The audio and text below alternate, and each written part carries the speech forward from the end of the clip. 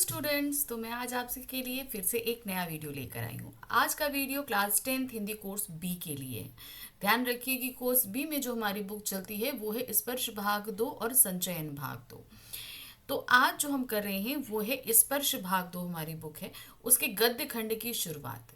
तो गद्य अभी तक हमने काव्य खंड कंप्लीट कर दिया है, गद्य खंड पर आ चुके हैं। तो गद्य खंड में जो हमारा पहला अध्याय है वो है बड़े भाई साहब। ये जो हम पाठ पढ़ने जा रहे हैं ये प्रेमचंद जी द्वारा लिखित है। प्रेमचंद जी ने ये पाठ लिखा हुआ है। अब ये पाठ का हम पूरा वीडियो शुरू करें उससे पहले हम आपको ये बता दें कि आज के इस वीडियो में हम कवर क्या क्या करेंगे, मतलब हम क्या क्या चीज़ें पढ़ेंगे। तो सबसे पहले तो हम पढ़ेंगे लेखक परिचय, यानी कि प्रेमचंद जी का परिचय देखेंगे। फिर उसके बाद ये पूरा पाठ यानी कि बड़े भाई साहब जो एक कहानी के तौर पर हमारे सामने रखा गया है, जहाँ पर प्रेमचंद जी और उनके बड़े भाई के बारे में हमको बताया गया है। तो उन पूरी कहानी का हम कथ्य समझेंगे कि मतलब उसमें क्या समझाने की और क्या बताने की कोशिश करी है प्रेमचंद जी ने। फिर उसके बाद हम पूरे पाठ का सार देखेंगे। ध्यान रखिएगा कि बुक में ये चैप्टर बहुत लंबा लंबा है, तो इसे हम थोड़ा सा शॉर्ट करके पढ़ेंगे, लेकिन जितनी भी इम्पोर्टेंट चीज़ें हैं वो सभी कुछ हम कवर करने वाले हैं। तो शुरू करते हैं सबसे पहले लेखक परिचय के साथ में। तो यहाँ क्या दिया गया है, प्रेमचंद का जन्म बनारस के लमही गांव में 31 जुलाई 1880 को हुआ था। अब जो इसमें आपको याद रखना जो सबसे चीज़ वो ज़रूरी है, पहली बात तो कि उस गांव का नाम लमही गांव और दूसरा 31 जुलाई 1980, ये दो चीज़ें आपको याद रखनी है। फिर उनका वास्तविक नाम धनपत राय था। याद रखिएगा प्रेमचंद जी जो है वो एक कहानीकार है। तो ये जिस समय इन्होंने कहानियां लिखी उस समय देश में स्वतंत्रता संग्राम चल रहा था और अंग्रेजों का पूरी तरीके से प्रभुत्व था। तो अंग्रेज अपने खिलाफ लिखने वालों को सजाएं भी देते थे और उनकी जितनी कृतियां हैं, रचनाएं हैं, उन सभी को डिस्ट्रॉय भी कर देते थे। तो इसलिए उस समय के बहुत से ऐसे लेखक हैं जो नाम बदल कर लिखते थे। उन्हीं में हैं हमारे प्रेमचंद जी। उनका असली नाम धनपत राय था। जब वो हिंदी में कहानियां लिखते थे तो वो प्रेमचंद के नाम से लिखते थे, जबकि उर्दू में जब कहानियां लिखते थे तो वो नवाब राय के नाम से लिखा करते थे। तो ये एक ही व्यक्ति के तीन अलग अलग स्वरूप हैं। उन्होंने उर्दू में गुलाब राय तथा हिंदी में प्रेमचंद नाम से लेखन कार्य किया है। उर्दू में प्रकाशित उनका पहला कहानी संग्रह सोजे वतन था, जिसे अंग्रेज सरकार ने जब्त कर लिया था। तो ध्यान रखिए, जो सोजे वतन उनका कहानी संग्रह था उसे अंग्रेजों द्वारा जब्त कर लिया गया था। उन्होंने स्कूल मास्टर, इंस्पेक्टर, मैनेजरी की नौकरी करने के अतिरिक्त हंस और माधुरी जैसी प्रमुख पत्रिकाओं का संपादन भी किया। उन्होंने कई क्षेत्रों में काम किया। देखिए, मतलब स्कूल मास्टर भी रहे, इंस्पेक्टर भी रहे, मैनेजर की नौकरी भी करी और उसके अलावा हंस और माधुरी जैसी प्रमुख पत्रिकाओं का संपादन कार्य भी किया। अपने जीवन का कुछ समय उन्होंने फिल्म नगरी बम्बई में भी बिताया, किंतु वह अधिक समय तक वहां नहीं रहे। हालांकि उनकी कई रचनाओं का पर यादगार फिल्में भी बनी हैं। प्रेमचंद को उनके रचना साहित्य के कारण कथा सम्राट तथा उपन्यास सम्राट भी कहा जाता है। उनकी सभी कहानियां मानसरोवर खंड 8 में संकलित हैं। तो मतलब उनकी जितनी भी रचनाएं हैं वो सभी मानसरोवर नाम से जो है प्रकाशित हुई, जो टोटल 8 खंडों में विभक्त हैं।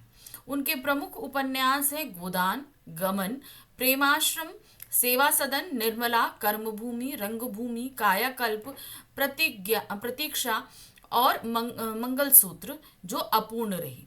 क्यों अपूर्ण रही? क्योंकि उस समय जब ये लिख रहे थे तो इनकी मृत्यु हो गई। इनकी मृत्यु 8 अक्टूबर 1936 में इनका देहावसान हो गया। तो ये तो इनका पूरा जीवन परिचय था। अब आ जाते हैं हम इस पूरे पाठ की रूपरेखा पढ़ने पर। क्या है ये पाठ हमारे सामने? प्रस्तुत पाठ में एक बड़े भाई साहब हैं और उनका एक छोटा भाई है जो उनसे 5 साल छोटा है। परिवार में बड़ा भाई होने के कारण उनसे बड़ी बड़ी आदर्शात्मक अपेक्षाएं की जाती। जैसे घर का जो बड़ा सदस्य होता है, बड़ा, तो उसे ये अपेक्षा की जाती है कि वो बहुत ही अच्छे से बिहेव करे, जितने भी नैतिक मूल्य होते हैं उन सभी का पालन करे। तो वैसी उनके साथ भी थी। वह स्वयं भी वही कार्य करते थे, जो ऐसी उनकी अपेक्षाएं थी वो उस तरीके से काम भी करते थे जो उनके छोटे भाई के लिए आदर्श बन सके। इसीलिए वह हर समय पढ़ाई करते रहते और छोटे भाई पर कड़ी निगरानी भी रखते थे। भाई चूंकि हॉस्टल में रह रहे थे दोनों लोग, तो छोटे भाई की जिम्मेदारी तो बड़े भाई पर ही आ जाती है। समय समय पर अपने छोटे भाई को पढ़ाई के प्रति गंभीर रूप से सचेत भी करते रहते थे। इस आदर्श रूप को बनाने के लिए वह अपना बचपन भी खो बैठे थे। अपने भाई के सामने अपना आदर्श रूप बनाएं, उसके लिए जो एक बाल स्वरूप जो हरकतें होती हैं वो उनका कहीं खो गया था। मतलब वो बड़ा भाई होने के नाते उनका बचपन जो होना चाहिए वैसा उनका समय नहीं बीता। इस पाठ के सार्थक पढ़ाई करने तथा शिक्षा व्यवस्था पर व्यंग्यात्मक वर्णन भी है, यानी कि सही तरीके से पढ़ाई करने पर भी व्यंग किया गया है और शिक्षा व्यवस्था पर भी व्यंग किया गया है। वो तो हम आपको समय समय पर बताएंगे अभी कि कैसी चीजों पर व्यंग है। अब शुरू करते हैं पाठ का सार। बड़े भाई का व्यक्तित्व। तो जैसे इसमें हमने बताया कि भाई एक बड़ा भाई है, एक छोटा भाई है। तो छोटे भाई को आप मान लीजिए प्रेमचंद जी, हाँ। तो बड़े भाई साहब हैं। कहानी में लेखक ने अपने बड़े भाई को 14 वर्ष का बताया। कितना? 14 ईयर्स का। आयु में 5 वर्ष का अंतर होने पर भी वे लेखक से कक्षा में केवल 3 दर्जा आगे हैं, यानी कि उम्र में करीबन 5 साल का डिफरेंस है। 14 ईयर्स के हैं तो हमारे लेखक जाहिर सी बात है कि 9 साल के रहे होंगे। और तब भी वो सिर्फ 3 दर्जा आगे हैं, यानी कि 3 क्लासेस ही आगे हैं हमारे लेखक से, क्योंकि वह शिक्षा पाने में किसी प्रकार की जल्दबाजी नहीं करना चाहते कि हम जल्दी जल्दी पार कर जाएं क्लासेस। ये नहीं है। मतलब वो क्लासेस में कभी 1 साल का में रुक कर ही करते थे। 1 साल मतलब एक क्लास को 2 साल में करते थे। वह तालीम रूपी भवन की बुनियाद खूब मजबूत डालना चाहते थे जिस पर आलीशान महल बन सके। कहते हैं ना कि कोई भी अगर आप घर बना रहे हो, अगर उसकी इमारत की नींव बहुत मजबूत है तो आगे चलकर वो काफ़ी अच्छा मतलब रहती है। तो इसी तरीके से वो उनका मानना ये था कि हम अपनी अगर बेस जो पढ़ाई है वो काफ़ी अच्छी कर लें तो आगे चल के हम काफ़ी अच्छा कर सकते हैं। इसलिए एक क्लास में 2-2 साल का समय लगा देते थे। 1 साल का काम 2 साल में करते थे। कभी कभी 3 साल भी लग जाते थे। मतलब कभी कभी क्लास में 3 साल भी पढ़ लेते थे। मान लीजिए फर्स्ट क्लास में 2 साल पढ़ा, सेकंड क्लास में 3 साल पढ़ लिया। उनका विश्वास था कि बुनियाद ही पुख्ता ना हो तो मकान पायदार नहीं बन पाएगा। तो कहने का मतलब है अगर बुनियाद वीक होगी तो मकान मजबूत नहीं बन सकता है। इसके अतिरिक्त वह लेखक की हर हरकत पर बारीक निगाह रखते थे और किसी भी गलती पर लेखक को खूब डांटते थे। अब यहाँ पर मैं आपको पहले बेसिक क्लियर कर देती हूँ कि लेखक और उनके बड़े भाई जो हैं वो हॉस्टल में रहकर पढ़ाई कर रहे थे। तो इस वजह से लेखक की जो सारी जिम्मेदारी थी वो बड़े भाई पर आ गई थी। तो वो खुद तो पढ़ाई कर ही रहे थे बड़े भाई, और साथ ही साथ लेखक पर यानी कि अपने छोटे भाई पर भी पूरी तरीके से निगाह रखते थे।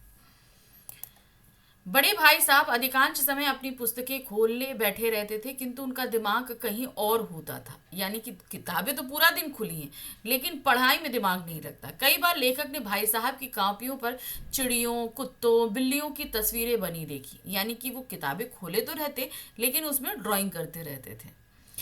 यही नहीं, वह कुछ विचित्र शब्दों को अपनी कॉपी पर लिखा करते थे जिनका अर्थ लेखक को समझ में कभी नहीं आता था, और छोटा होने के कारण लेखक उनसे उन विचित्र शब्दों का अर्थ भी नहीं पूछ पाता था। मतलब कि कुछ और भी भाषा में कुछ लिखा रहता था उन विचित्र शब्दों पे।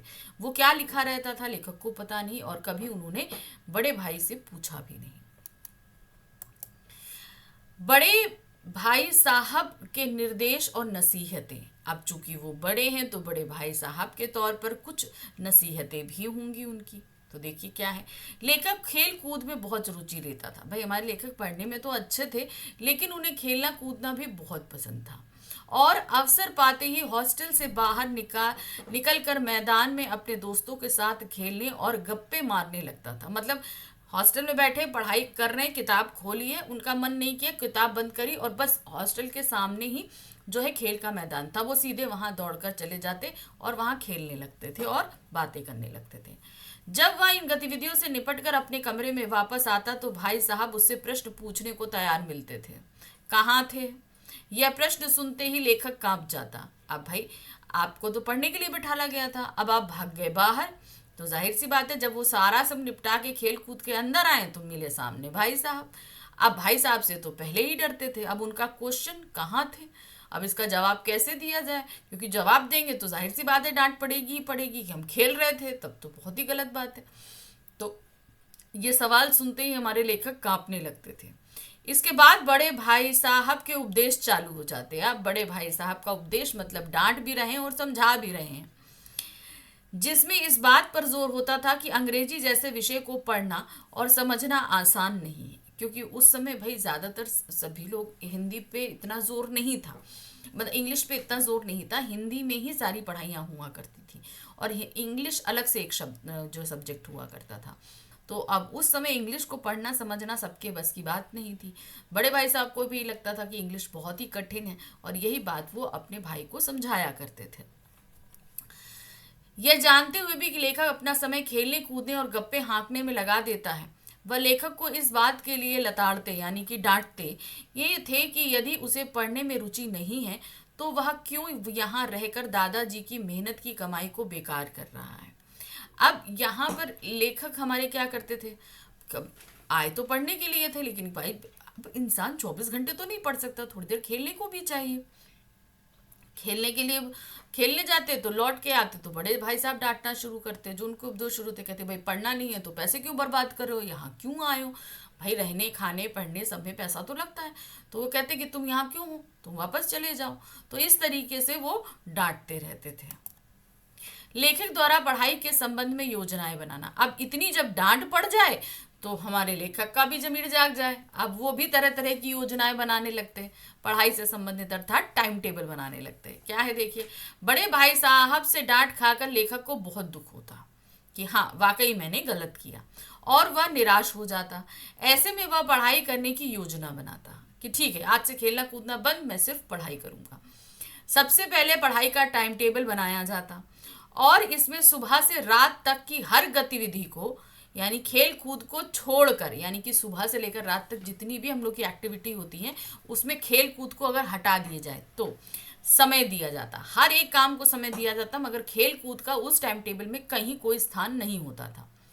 लेकिन पहले ही दिन से उसका टाइम टेबल से ध्यान हट जाता और खेल कूद शुरू हो जाता, मतलब गुस्सा खा डांट खा के गुस्सा होके टाइम टेबल बन तो गया, लेकिन अब वो टाइम टेबल जिस तरीके से बना था उसको फॉलो करना मुश्किल ही नहीं नामुमकिन था, क्योंकि उसमें आप सुबह से लेकर शाम तक नहीं पढ़ सकते, कुछ देर तो एंटरटेनमेंट चाहिए ना, और उसमें उसी की पूरी तरीके से कमी थी, उसमें एंटरटेनमेंट के लिए यानी कि खेल कूद के लिए कोई जगह ही नहीं थी। तो इस तरीके से पहले ही दिन वो टाइम टेबल धरा का धराशायी हो जाता था। इसका परिणाम यह होता कि उसे भाई साहब की डांट और नसीहतें सुनने पड़ती, मतलब पहले दिन जो टाइम टेबल बनाया वो सारा धरा रह गया और ये खेलने कूदने पहुंच जाते थे, फिर जब खेल कूद के लौट आए तो बड़े भाई साहब फिर मिल जाएं, फिर डांट पड़े और फिर नसीहतें सुनने को मिले।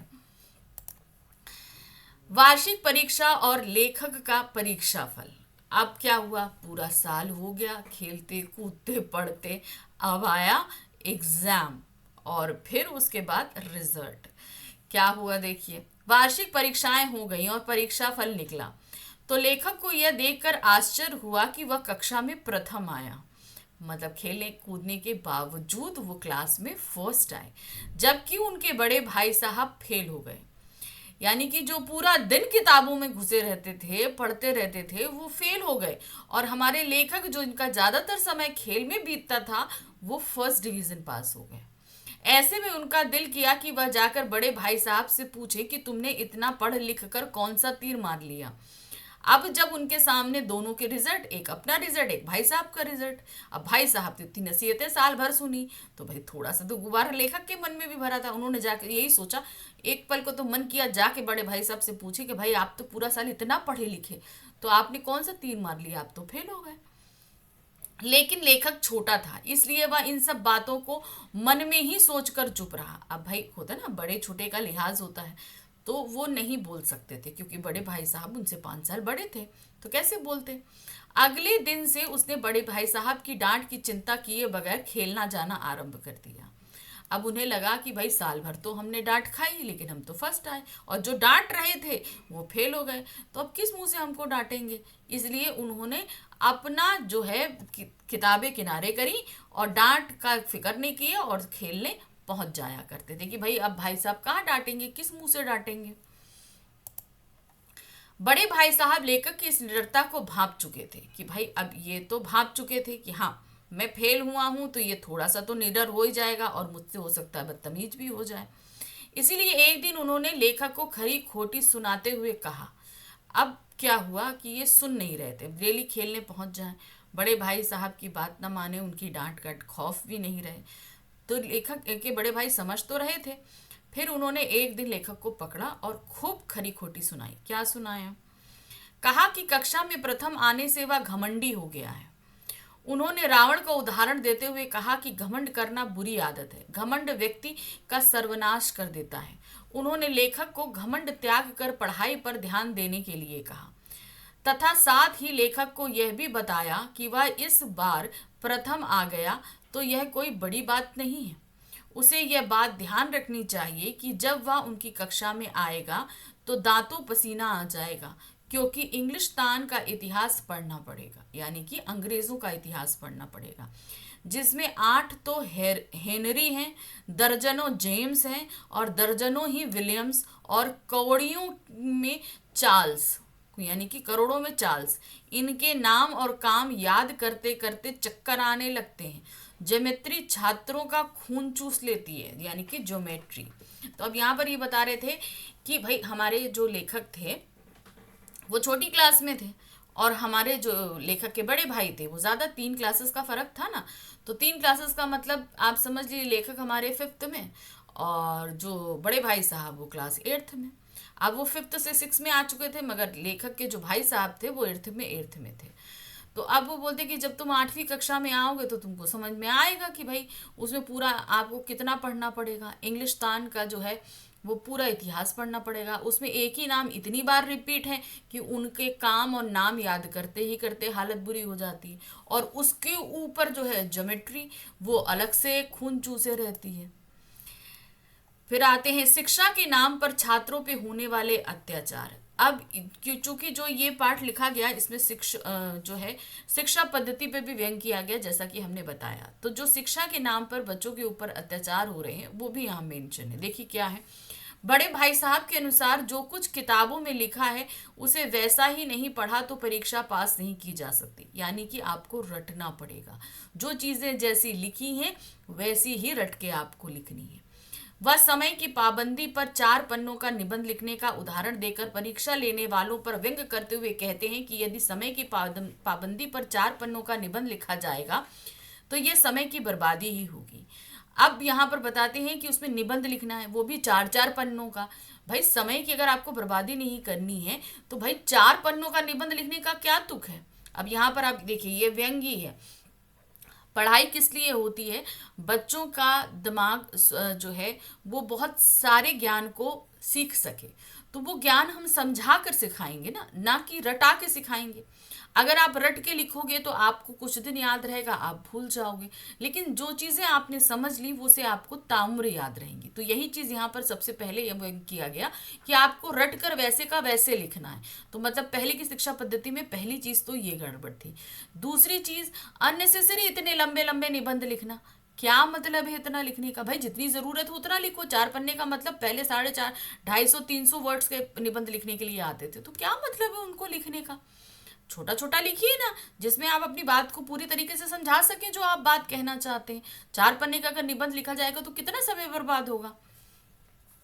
यह छात्रों पर अत्याचार है कि संक्षेप में लिखने को कहकर 4 पन्ने लिखवाए जाते हैं। यानी आपसे बोला जाएगा कि समय पर बर्बादी में संक्षेप में निबंध लिखिए, और लिखना कितना होता है? 4 पन्ने। लेखक को इन सब बातों के विषय में विस्तार से बताकर बड़े भाई साहब इस बात पर जोर देते हैं कि बड़ी कक्षा की पढ़ाई आसान नहीं है, और भले ही वह फेल हो गए हों किंतु वह अनुभव में लेखक से बड़े हैं और सदैव बड़े ही रहेंगे। तो मतलब वो बताते हैं कि बड़ी क्लासेस में जो पढ़ाई है वो टफ है। अभी तुम छोटे हो तो तुम्हें आसान है तुम्हारे लिए पढ़ाई, लेकिन जैसे जैसे क्लासेस पढ़ेंगी तुम्हारे लिए पढ़ाई जो है वो टफ होती जाएगी। और फिर बाद में ये चीज़ भी समझाते हैं कि तुम चाहे क्लास में मैं फेल हो गया हूँ, तुम पास आगे निकल गए हो, मेरे से एक क्लास नज़दीक आ गए हो, लेकिन उम्र का जो फासला है वो हम लोगों के बीच वैसा ही रहेगा। और इस नाते से मेरे पास हमेशा तुमसे ज़्यादा अनुभव रहेगा, और अभी भी है वो अनुभव तुमसे ज़्यादा और हमेशा रहेगा। तो तुम चाहे जितने भी बड़े हो जाओ, मैं तुमसे हमेशा बड़ा ही रहूँगा।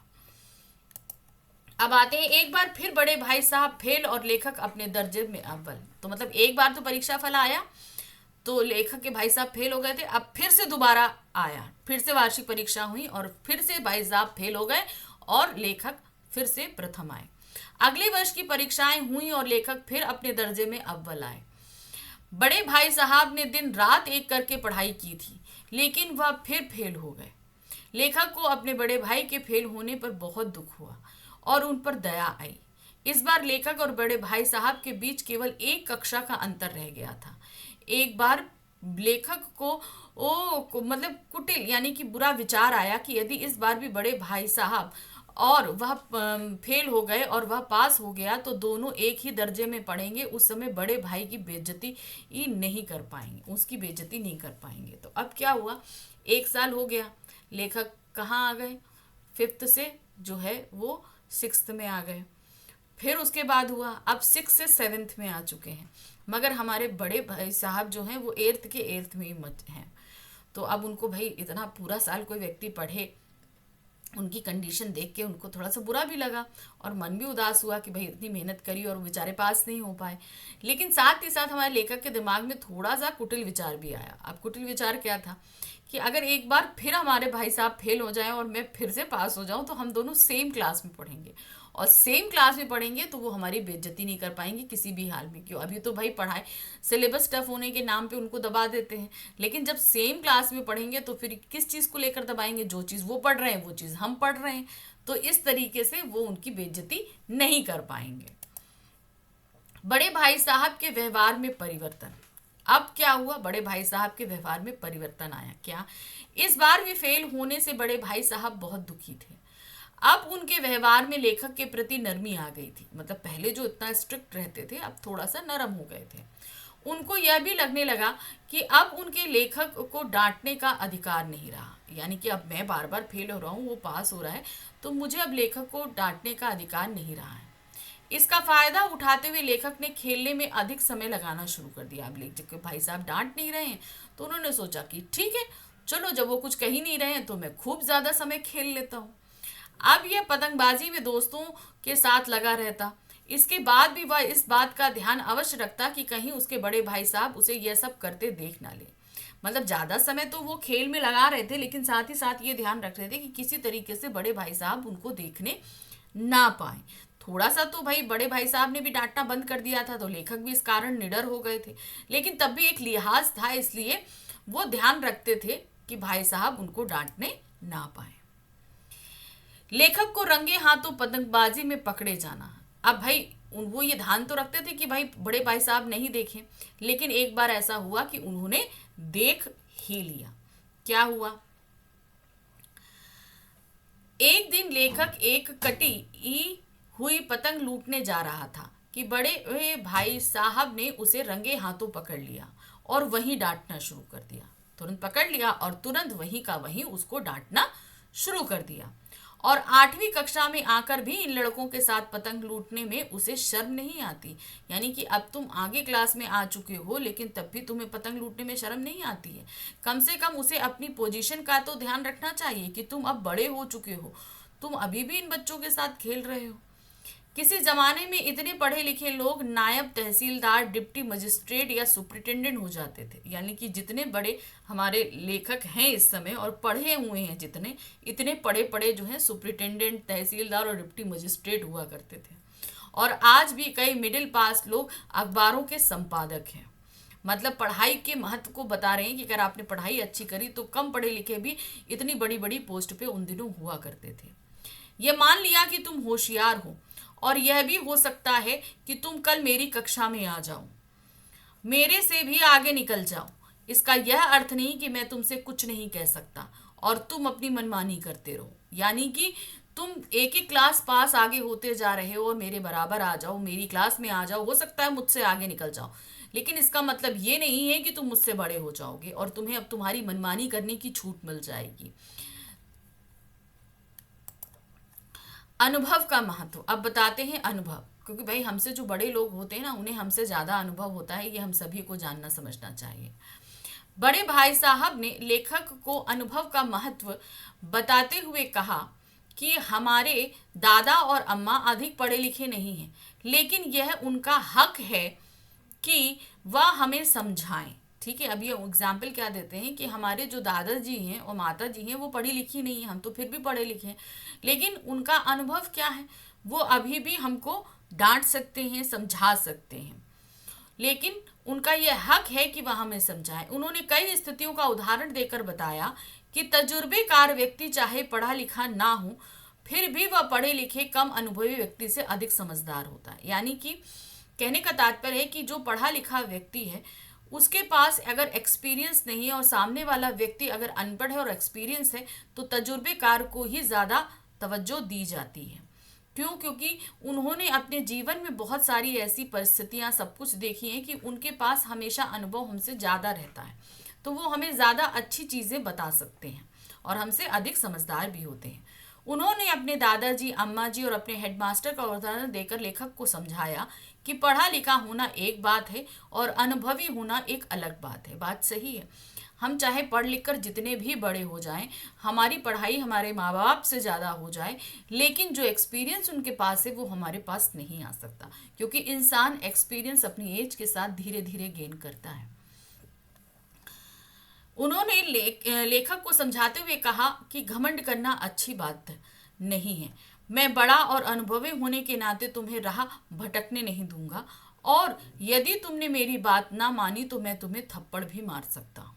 यानी कि मैं तुमसे उम्र में बड़ा हूँ, तो मेरी ये जिम्मेदारी है कि मेरा छोटा कभी भी गलत राह पर ना निकलने पाए, तो मैं तुम्हें कभी नहीं निकलने दूंगा। लेकिन हाँ, अगर इतना समझाने के बाद भी तुमने मेरी बात नहीं मानी तो मैं तुम पर बल का प्रयोग भी कर सकता हूँ, अर्थात तुम्हारी पिटाई भी कर सकता हूँ।